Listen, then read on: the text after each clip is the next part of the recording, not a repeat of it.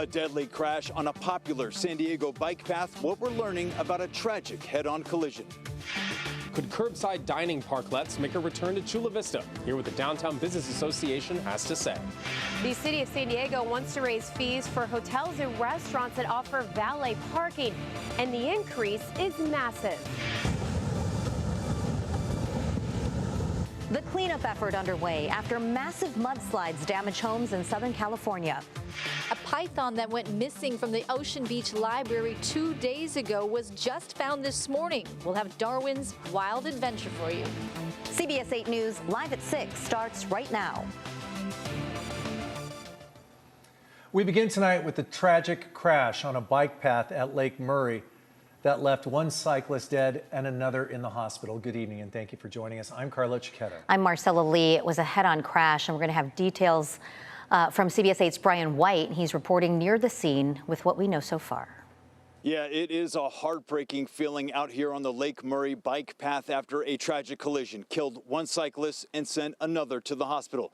Take a look. This is what the scene looked like earlier this morning as emergency crews responded to the crash site. San Diego police say they got the call just before 7:30 this morning. A head-on collision between two bicyclists. One was pronounced dead at the scene. The other was rushed to the hospital with injuries. Right now, we don't know that rider's condition or the extent of that person's injuries, and at this point the names of both people have not been released as authorities work to notify their families.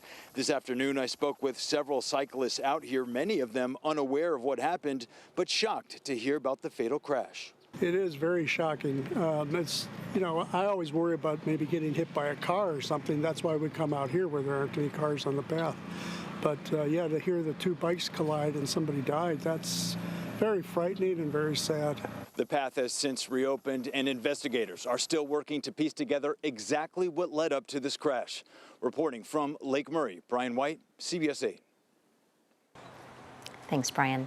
Developing news out of Sacramento tonight, where our sister station, KXTV, was hit by gunfire in a drive-by shooting. Fortunately, no injuries were reported. It happened at about 1:30 this afternoon when police say a car drove by the station and opened fire. We're told at least 3 rounds hit the building. You see the bullet holes right there. Right now, there's no motive known at this time, but detectives are combing through surveillance video, searching for any suspect information.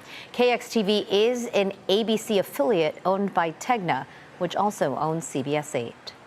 Escondido's mayor is apologizing to utility customers after a major billing mistake for wastewater service. Nearly 13,000 customers were overcharged approximately $2.5 million in all, which they will get back in the form of a credit on their bill. Another 10,500 customers were underbilled, nearly $3 million, and those people will now face an additional $10 a month fee starting in January. The city of San Diego is considering increasing fees for businesses that offer valet parking, the majority of which are located in downtown San Diego. And this is not a small increase. Not at all. CBS 8's Shannon Handy has a breakdown of the numbers and what people are saying about it. Businesses like hotels and restaurants pay the city an annual fee of $600 to offer valet parking.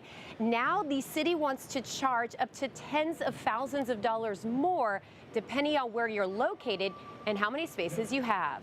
I was very upset. Jeffrey Berg is general manager of the Marriott San Diego Gaslamp Quarter. The hotel has 8 valet parking spaces outside, which he admits paying $600 for is a steal. But he says the new amount the city wants to charge is highway robbery. $95,600 if we were to keep the entire valet zone. That's an increase of more than 14,000%. This week, a committee meeting was held to discuss the increase in fees. Increasing the streetery permit fee. It's part of a parking reform package the San Diego City Council adopted in June as a way to create more revenue amidst a $250 million budget shortfall. Here's a breakdown of the changes for valet parking. In the past, businesses paid the city $600 for an annual permit. Now the city wants to add another $5,000 for anyone with 44 feet of space, the equivalent of 2 parking spots. For anything more, it's an extra $10,000 per space outside the city special event zone, and an extra $15,000 if you're inside it. At that rate, Berg says he'd have to eliminate all but 2 spots. We're owned by One person. We're not part of a corporation. We have our minimum wage that will be going up in July. Our electric bill generally is around $100,000 a month now. The city says the price hikes are needed to make up for lost revenue from what would be metered spots. A spokesperson tells me the plan will limit hotels to only 6 spaces, and upping the fees, quote, aims to ensure that Valet operations compensate the city for the actual value of the parking spaces they occupy, promoting fairness, transparency, and more efficient use of public assets.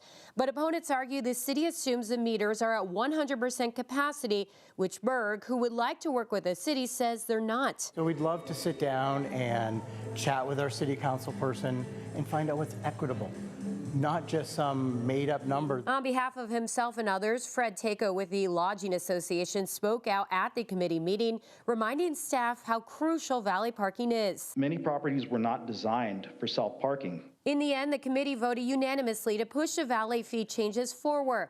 It will now go before the City Council for a full vote. Shannon Handy, CBS 8. Those are some huge fees. Thanks, Shannon. Circulate San Diego is celebrating Parking Day in downtown Chula Vista today. Business owners on 3rd Avenue want to bring COVID-era parklets back to 3rd Avenue.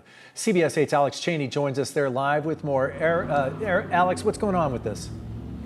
Oh, Carlo, that's right. They want to bring back those parklets, right? They move into the parking spots. They put a few extra tables out there. They're really popular during COVID. However, they went away in Chula Vista. Business owners I talked to today said that that's not fair. Other places in San Diego have been able to keep them, and they would like those parklets back. More tables, more business, more traffic, more exposure. Mariana is the owner of Balboa Bar and Grill on 3rd Avenue in downtown Chula Vista. She says the parklets, or curb cafes, were popular during COVID and should come back to boost business and energy downtown. Definitely more energy, more vibe. People love to be outside. We have the perfect weather for it, so families definitely enjoy it. Circulate San Diego hosted the Parking Day event today in front of El Cholo's Kid on 3rd Avenue.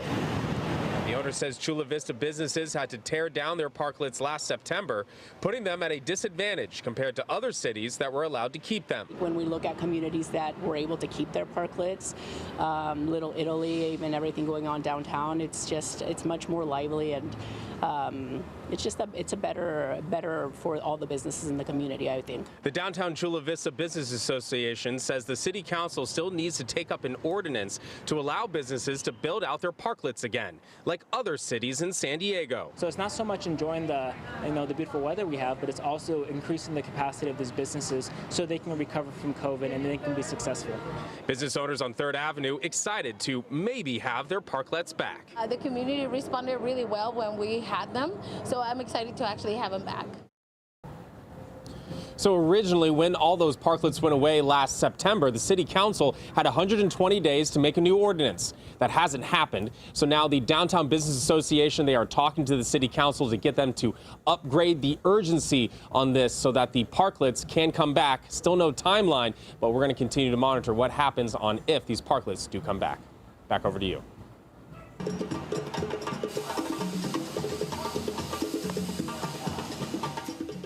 Dance meets transit this weekend as San Diego celebrates 27 years of trolley dances.